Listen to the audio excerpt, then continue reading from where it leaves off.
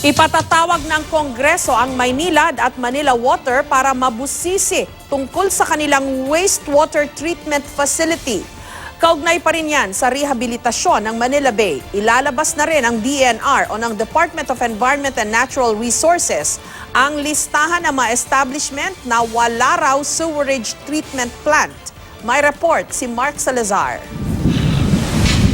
Inikot ng ilang miyembro ng House Committee on Metro Manila Development ang Manila Bay. Kasama ang ilang opisyal ng ahensyang nasa likod ng planong rehabilitasyon. Nakita natin may mga violations na nangyari dyan. Tingnan natin yung mga requirements dyan like STP, kung compliant ba sila. And under the law, wala pong negosyo na pwede itayo kung wala pong STP. Sapagkat kung wala, obviously at tatapon po dito ang basura. So very suspicious. Sa linggong ito, ilalabas na ng DENR ang listahan ng mga lumabag na business establishment tulad ng kawalan ng STP o Sewage Treatment Plant. May isasagawa namang investigasyon ng komite sa February 8 kung saan kabilang sa ipatatawag ang DENR at mga lokal na pamahalaan. Aalamin mula sa DENR at sa Environment Management Bureau kung bakit napahintulutan ng mga establishmento na mag-operate.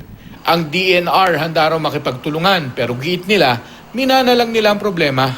Gayunman titiyakin daw nilang may mananagot. Ipatatawag din ng Maynilad at Manila Water na siyang dapat magkonekta sa mga bahay at gusali sa sewage treatment plant. Dapat din daw masilip ang ibinabayad ng water consumer. Tiniyak naman ng MWSS na nagamit ng tama ang pera. Mas mahal ang pag-treat ng dirty water kaysa mag-treat ng tubig para sa drinking water. Kaya po ang ngayon, ang nangyayari ay ang tubig natin na drinking water natin, yung tubig na nakukuha natin sa faucet, yun po ang subsidize sa treatment ng sewerage. Ito ang itinuturing na pinakamalaking sewage treatment plant ng Maynilad. 90% ng wastewater sa Parañaque ang nililinis nito bago pakawalan ang tubig pabalik sa creek na tuloy-tuloy sa Manila Bay. Kaya nitong maglinis ng 76 million liters ng wastewater kada araw. May bagong treatment plant man, 20% pa rin lang ng sineserbisyohan ng Maynilad ang kanilang nabibigyan ng wastewater treatment.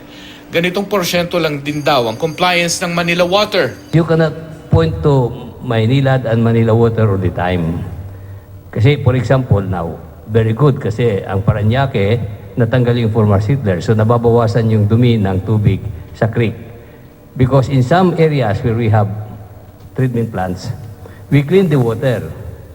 Pero pagdating dun sa tubig, sa creek, marumi. So what's the use? Ang tubig hong dumadaloy papuntang Manila Bay, hindi lang ho galing sa Metro Manila. Galing din po ito sa Central Luzon at saka sa South Luzon, as far as Bataan, Zambales, Pampanga, Bulacan, and even Laguna. 23.3 billion pesos na ang ibinuhos ng Maynilad para sa kanilang wastewater management. Bago pa man lumabas ang utos ng Supreme Court na linisin ng Manila Bay. Bago mag-2021, target ng Maynilad na maitaas sa 47% ng kanilang nasasakupan ang may wastewater treatment na. 38 billion pesos naman ang inilaan ng Manila Water para sa susunod na 5 taon. Isa ang Ilugin Sewage Treatment Plant sa Pasig City na itinatayo sa layuning malinis ang mga wastewater mula sa mga bahay bago makarating sa Manila Bay. Pero ang tanong ngayon, babawiin ba sa mga customer ang bilyones na gastos?